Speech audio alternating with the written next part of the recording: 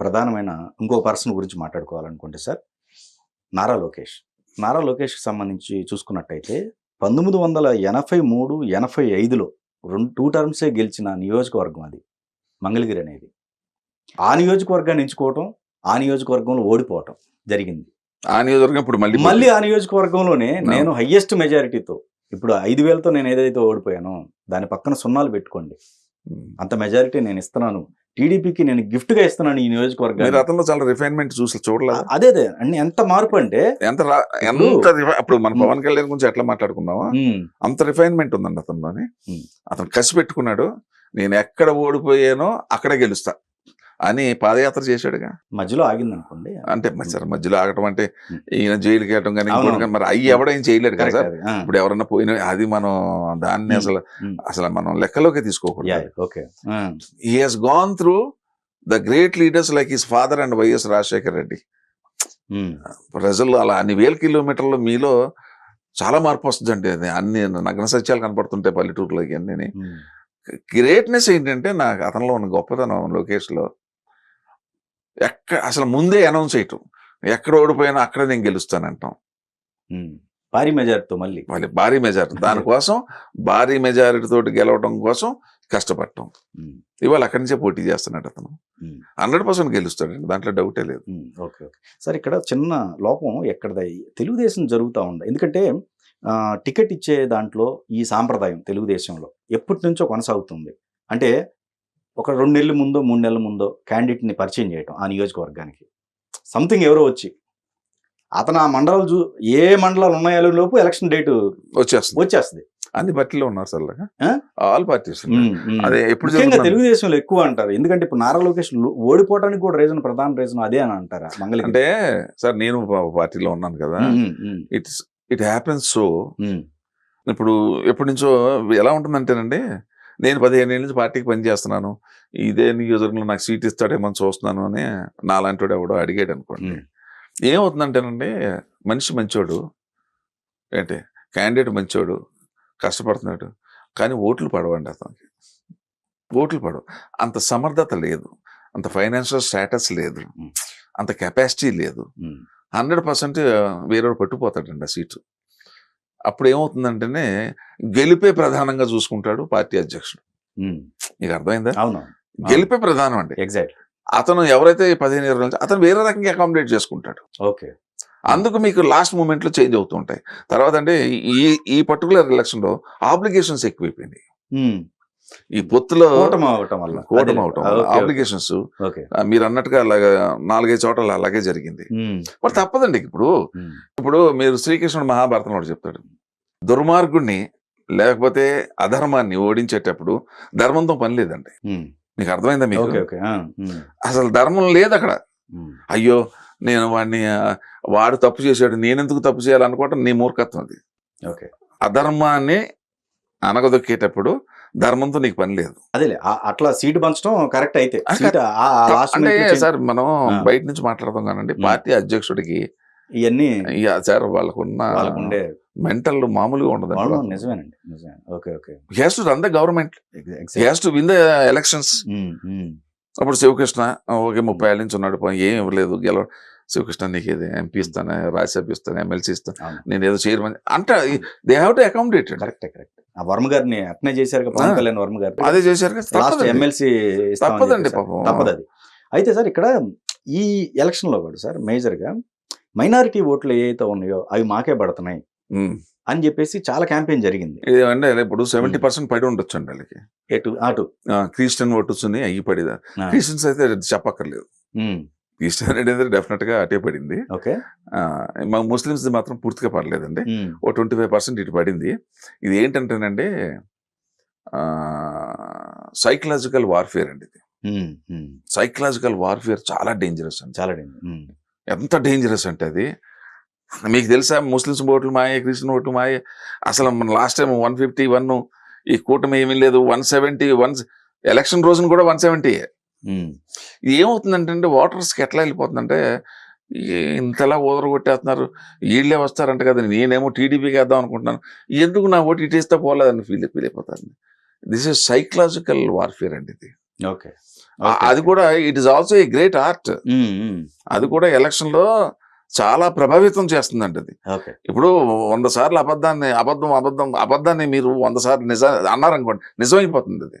I-PAC సంబంధించి ఒక పక్కన వాళ్ళు సపోర్ట్ చేసిన తీరు కావచ్చు, ఏమండి? లేకపోతే ఐపాక్ టీం కావచ్చు, లేకపోతే సజ్జల గారి నేతృత్వంలో జరిగినవి, ఇవన్నీ ఎక్కడ బీడ్చి కొట్టాయండి?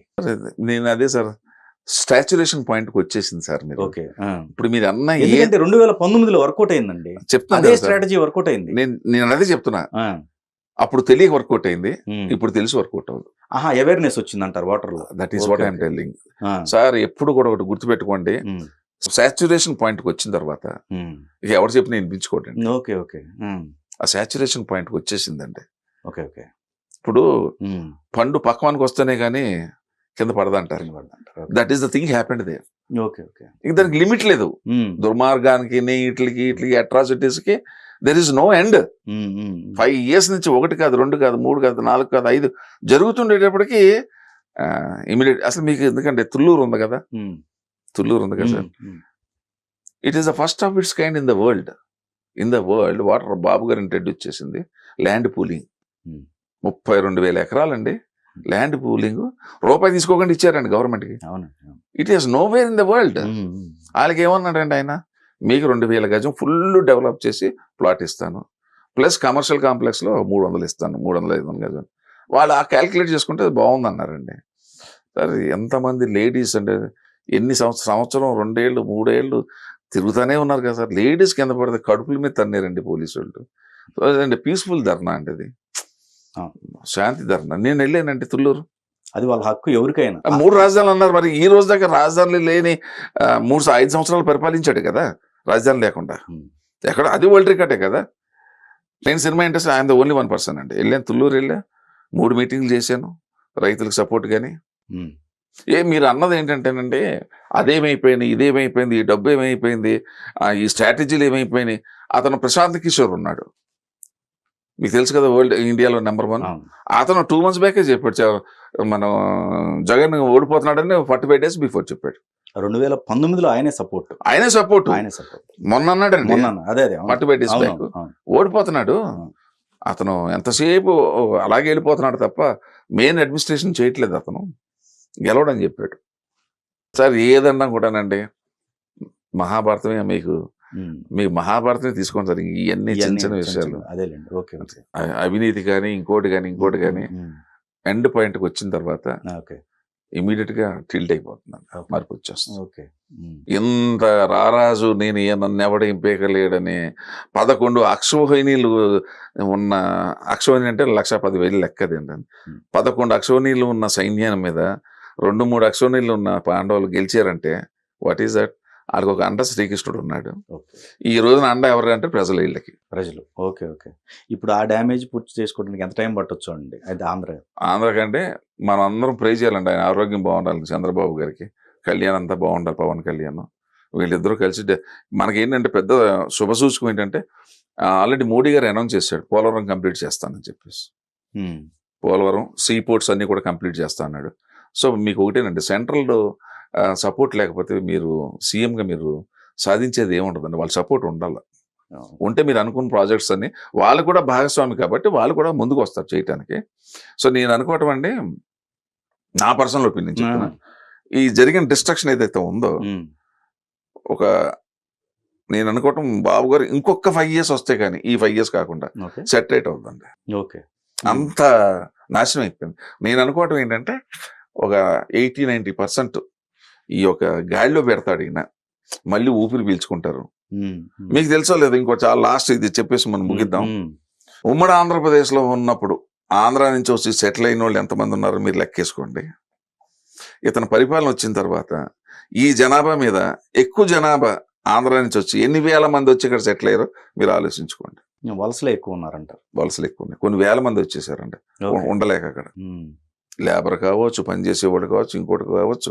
ఇండస్ట్రీస్ ఎగిరిపోయినాయా? అమర్ బ్యాటరీ వాడేమో పాపం తెలంగాణకు వచ్చేసాడా పాపం, గల్లారా పాపం వాళ్ళు, ఆయన కూడా జైల్లో పెట్టి. మన కియా మోటార్స్ ఏమో సగం ఏమో బెంగళూరు షిఫ్ట్ అయిందా? ఉన్న ఇండస్ట్రీస్ ఏమో లేపాడి దెబ్బారా? నువ్వు ఏదైనా పెట్టాలి అనుకుంటే నువ్వు నాకు ఎంత ఇస్తావు, ఎంత ఎవడు పెడతాడు ఇలాగుంటే? ఉన్న ఇండస్ట్రీస్ పోయినాయా? రోడ్స్ లేవా? ఎడ్యుకేషన్ లేవా? ఉద్యోగాలు లేవా? మరి ఏం చేయాలి ఉద్యోగాలు లేనప్పుడు? నేను ఒక చిన్న ఉదాహరణ చెప్తా. నేను ఎక్కువ కడప వెళ్తుంటా. నేను because I got very good this thing. నేను నా ఫ్రెండ్ ఒక ఆయన రెడ్డి గారికి ఒంట్లో బాగోకపోతే చూడటానికి వెళ్ళాను ఒక పల్లెటూరు. కాజీపేట నుంచి కడపకి 25 కిలోమీటర్లు ఉంటుంది. ఆ మధ్యలో ఒక ఊరు ఉంటుంది. నాకు ఊరి పేరు నాకు గుర్తులేదు. వెళ్ళాను. పాపం కాలుకి ఫ్రాక్చర్ అయింది. ఏమన్నా రెడ్డి గారు ఎలా ఉన్నా అన్న, నన్ను చూడటానికి వచ్చామన్నా, బాగున్నాను అన్న. ఏంటయ్యా ఇంట్లో ఊళ్ళో ఎవడో కనపట్లేదు. అప్పుడు వచ్చినప్పుడు చాలా కోలాహలంగా ఉంది. మొత్తం అంతా చెట్ల కింద కూర్చుని చుట్టలు కాల్చుకుంటారు. పిల్లలంతా కూర్చుని బాగా ఎడ్యుకేటెడ్ అందరూ ఉన్నారు. ఇది ఎప్పుడు జరిగిందంటే లాస్ట్ ఇయర్ మాట. లాస్ట్ ఇయర్ మాట. అంటే నా మనవడు సినిమా యాక్ట్ చేశాడు. ఆ సందర్భంగా నేను వెళ్ళటం జరిగింది.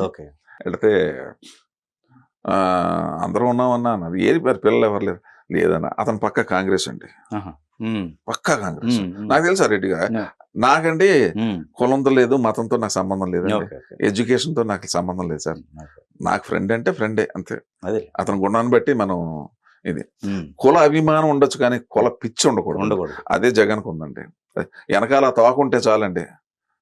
ఆ తోకుంటే చాలండి వాడికి పోస్టు.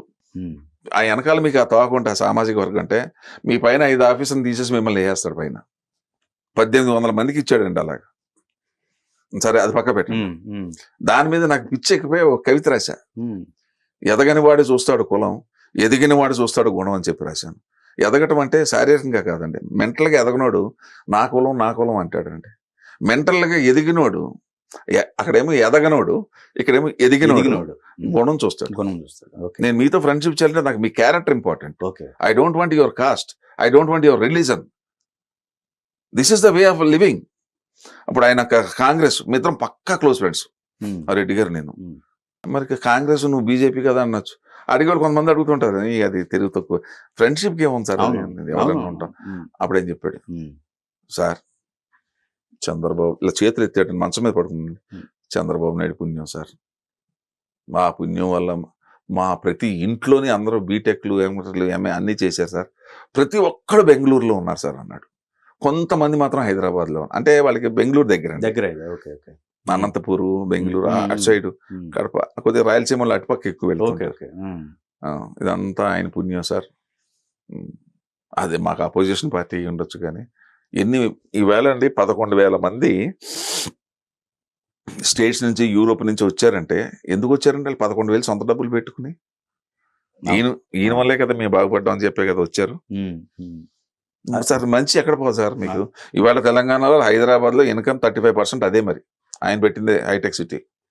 బిల్ గేట్స్ లాంటి వాడు రాను అంటే ఒక 2 నెలలు తిరుగుతావు సార్. 3 నిమిషాలు అపాయింట్మెంట్ ఇస్తే 2 గంటలు కూర్చోబెట్టి హైదరాబాద్ తీసుకొచ్చాడు ఆయన. That is the capacity of Chandrababu Naidu. ఆ విజన్, ఆ విజనే కదా ఇవాళ హైదరాబాద్ని కాపాడింది.